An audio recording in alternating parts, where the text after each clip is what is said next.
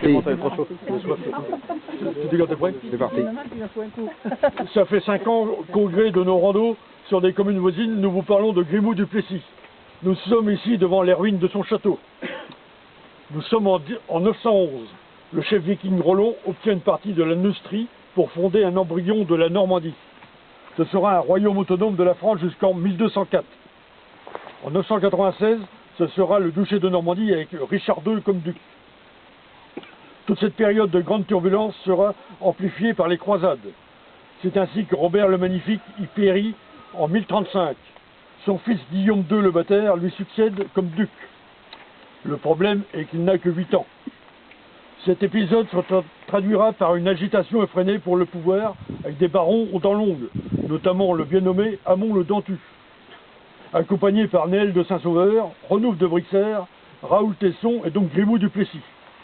Ces 5 barons projetteront d'assassiner le duc en 1046 à Valogne.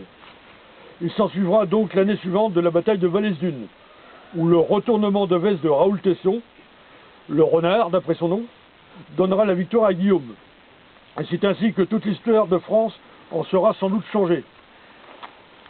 Alors, que savons-nous de Grimou du Plessis? Peu en réalité. Dans la Manche, au Plessis-Lastel, existe aussi un château ayant appartenu à un Grimou du Plessis, dans la même époque. Grimou étant un prénom connu, et Plessis signifiant éplessé, c'est-à-dire dont les branches sont entrecroisées ou tressées, il est donc tout à fait possible qu'un homonyme ait existé. Le donjon est toujours présent et vous pouvez toujours aller le visiter. C'est au pied du mont Castres, lieu connu des Romains. C'est aussi à voir. De plus, il y a des chemins de randonnée. Donc, le Grimou d'ici s'est retrouvé baron avec la bénédiction de l'évêque de Bayeux, si l'on peut dire. Nous n'avons en réalité que 3 dates connues. 1046, 1047 donc, et 1074, date de sa mort à la prison de Rouen et enterré les fers aux pieds. Entre deux, malgré une multitude d'histoires que l'on lui attribue, conseiller de Guillaume, prétendant de la duchesse Maltide entre autres, il sera arrêté en 1047 et donc incarcéré jusqu'à sa mort. Il ne fera donc pas partie de l'invasion de l'île de Bretagne en 1066 lors de la bataille d'Hastings. Quant au domaine, nous sommes ici au centre. À l'origine, vers 950, ce lieu était une exploitation agricole avec palissade et four. Puis vers la fin du Xe, création d'une première enceinte de 60 mètres de diamètre, avec rempart de 2 mètres de haut. Une troisième phase, avec la prolifération des barons dans la Normandie naissante, verra une transformation avec un élargissement et une surélévation des remparts de terre. La tour d'entrée, dont nous voyons ici les ruines, avec les murs en arête de poisson, supportait le logis seigneurial. L'accès en forte pente, de l'autre côté, se faisait par un pont-levis, donc du côté de la maison. Il n'y avait aucune défense naturelle, mais le vaste domaine était protégé par 7 autres mottes, aux limites de ces 10 600 hectares, et d'un seul tenant.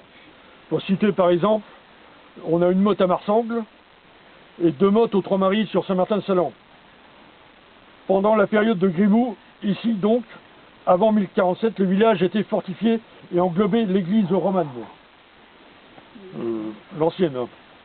On peut encore le définir clairement avec donc le château côté ouest, la route de l'Hainaut de l'autre côté, le chemin derrière, ici là, juste derrière la fontaine là, au sud donc, et au nord, que je tourne la page, la route d'Aunay actuelle. C'est l'intérieur de l'enceinte, c'est à l'intérieur de l'enceinte que sera construite l'abbaye primitive vers 1135. Alors, j'ai doublé quelque chose. J'ai une flèche rouge que je vais reprendre, oui. Alors, lors des fouilles, il a été retrouvé des éperons vikings, donc avant 975. Pour la dernière période, des éperons, fers à cheval, ou encore une pince épilée en bronze ont été découverts. Mais aucune monnaie n'a été découverte. Donc en 1025, les bourses seront créées en Normandie, et quasiment tout le temps accompagnées par une foire. L'on sait qu'en 1047, les terres ont été confisquées et redonnées en prébende à la mort de Grimou en 1074, et que seulement l'abbaye primitive sera créée par le curé du Plessis. C'est donc à Grimou que revient la création du bourg et de sa foire. Le champ de foire est dans le triangle entre les routes de Mignozouf et de Campandré. Le bourg, c'est le triangle entre les routes de Campandré, de Condé et de Rougedouy.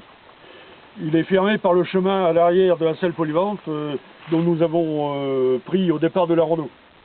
On peut donc constater qu'à part la construction de la route Aunay-Condé, le centre historique du Plessis-Grimoux n'a guère changé depuis un millénaire. Voilà.